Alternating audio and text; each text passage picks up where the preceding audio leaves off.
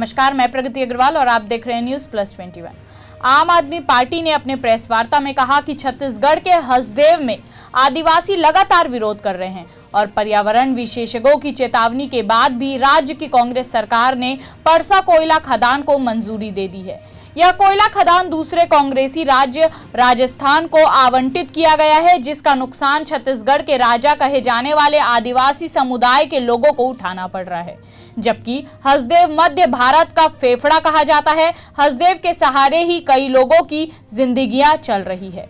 संजीव झा ने कहा कि कांग्रेस के प्रमुख नेता राहुल गांधी बार बार अपने भाषणों में भाजपा की केंद्र सरकार को अडानी अंबानी की सरकार कहकर उल्लेख करते रहे हैं, किंतु दिलचस्प बात है कि छत्तीसगढ़ की कांग्रेस सरकार सत्ता में आते ही अपना कोयला खदान को अडानी को सौंप दिया है।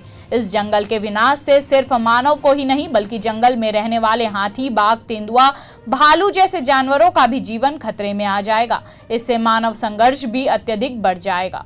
आम आदमी पार्टी के प्रदेश प्रभारी संजीव झा ने कहा कि मुख्यमंत्री का यह कहना है कि बिजली चाहिए तो कोयला निकालना होगा और कानून के दायरे में रहकर काम करना पड़ेगा, लेकिन बघेल सरकार खुद वाईफाई की रिपोर्ट दरकिनार कर कार्य कर रही है, जो बेहद दुखद है। आम आदमी पार्टी हसदेव अरण्य में जंगलों, झरने और आदिवासियों को विस्थापित करने का पुरजोर विरोध कर रही है। इसी क्रम में सोई हुई सरकार को जगाने के लिए आम आदमी पार्टी मुख्यमंत्री आवास का घेराव 21 को करने जा रही है। आम आदमी पार्टी उन तमाम लोगों के साथ खड़ी है जो आंदोलन कर रहे हैं। हमारे प्रदेश अध्यक्ष लगातार उस एरिया में जाकर के उस आंदोलन के साथ खड़े हो रहे हैं।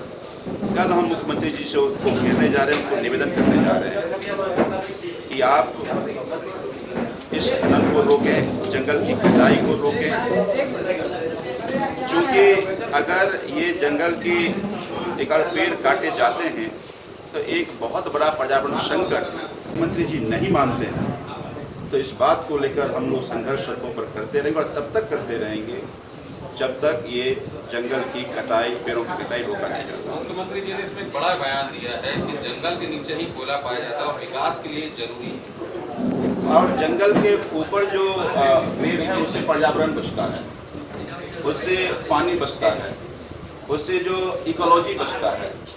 तो आपको तय करना पड़ेगा कि आपको इंसान से प्यार करते हैं, छत्तीसगढ़ से प्यार करते हैं या अडानी की दलाली करना आप चाहते हैं।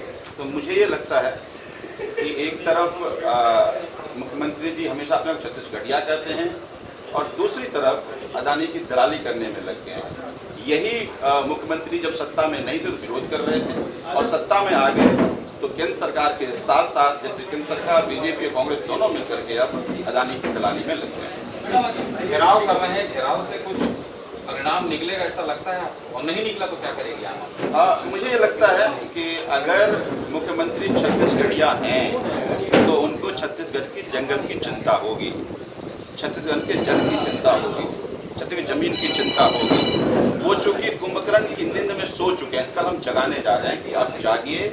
छत्तीसगढ़ के लोगों ने बीजेपी से परेशान होकर के आपको चुना था, क्योंकि बीजेपी जिस खनन के साथ खड़ी थी और आप खिलाफ में तो लोगों ने आपको वोट दिया और आज आप दलाली में आप शामिल हो गए हैं। तो कल हम जगाने जा रहे हैं, अगर जागे तो ठीक, नहीं जागे तो आम आदमी पार्टी आंदोलन के लिए जानी जाती है, सड़कों पर आंदोलन होगा, तब तक जारी रहेगा जब तक ये वापस नहीं होता।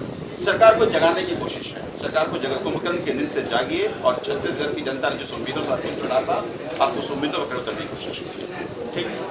ऐसे ही तमाम जानकारी के लिए देखते रहिए न्यूज प्लस 21, आपके हक की बात।